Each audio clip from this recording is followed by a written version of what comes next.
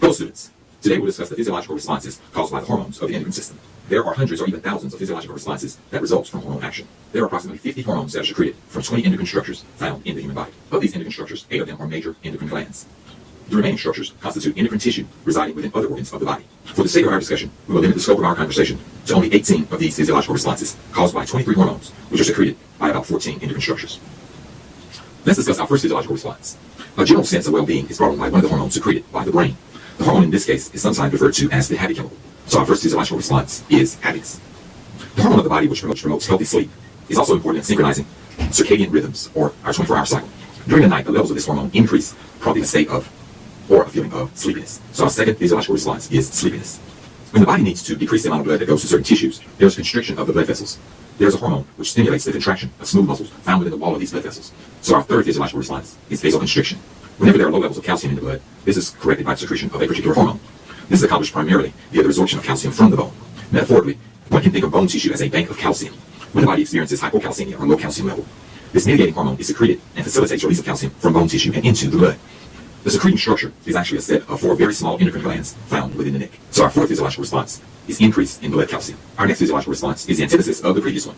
Hypercalcemia in this case is corrected. In this physiological response, the hormone stimulates bone tissue to absorb calcium, thereby lowering blood calcium levels. And so our fifth physiological response is increase in bone calcium.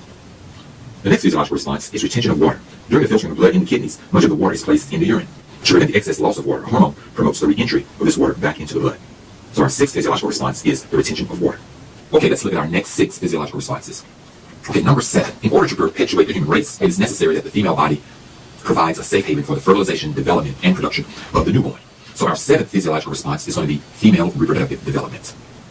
Okay, let's look at our 8th physiological response. As in the previous example, it is also necessary that the male produces sperm to fertilize the egg. So our 8th physiological response is going to be male reproductive development. Let's move on to our next physiological response. When it is time for the newborn to be delivered, the walls of the uterus must contract to help push the baby through the birth canal. So this next physiological response is going to be the stimulation of uterine contractions during labor. The hormone responsible for this physiological response is secreted by one of the endocrine glands of the brain. Okay, our 10th physiological response also has to do with human development. In order for the newborn child to develop properly, the mother must provide nourishment. So our 10th physiological response is milk production. Our 11th physiological response has to do with the immune system. Specifically, the immune system is activated by a particular endocrine hormone. This hormone stimulates the production of T cells. The endocrine gland involved with this hormone is located behind the sternum, and we'll learn about that one later. Our last physiological response associated with this set 6 is one you're probably familiar with. It is the stimulation of red blood cell synthesis, and we'll talk about this hormone later. As you can see, this is our second set of physiological responses. This is the second set of 6, and next we'll move on to our final set of 6. Okay, now we've made it to our last 6 physiological responses. As you will see with this next set of 4, I've placed these all together. They're in a way related to one another. They're all associated with metabolism. So let's talk about those. Our 13th physiological response is going to be stimulation of the body's metabolism. This response is facilitated by 2 hormones secreted by an endocrine gland of the cervical region. This hormone is produced under conditions of normalcy. And so our 13th physiological response is increased metabolism. Now let's talk about our 14th physiological response. Whenever a person eats, there is a spike in blood glucose levels, a condition known as hyperglycemia. The next physiological response, the transport of sugar molecules from the blood and into tissue cells, corrects this situation. The gland responsible for this is one of the organs of the digestive system. As before, this hormone is produced under conditions of normalcy. And so our 14th physiological response is decrease in blood sugar. The next 2 physiological responses occur under conditions of abnormality, especially stress. Under conditions of stress, the body puts mechanisms in place to protect itself, specifically the production of stress hormones. Stress hormones are not only produced in response to stress, but also adapt the body to remain in a stressed state. Under conditions of stress, one of the first priorities of the body is the production of energy through the breakdown of metabolites. In the initial phase of stress, glycogen stores in the liver and skeletal muscles are mobilized to release glucose and produce energy. This energy production helps the body to cope with the early phases of stress. There is a hormone specifically designed to create this response. And so our 15th physiological response is coping with short-term stress. In contrast, in situations of prolonged stress, glycogen reserves are exhausted and ultimately insufficient to meet the energy needs of the body. In this situation, muscle protein and fat are catabolized to produce energy.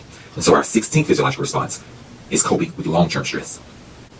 Our 17th physiological response is one that every elementary school student is aware of. And this has to do with the stimulation of muscles and bone to help us grow. And so our 17th physiological response is stimulation of growth.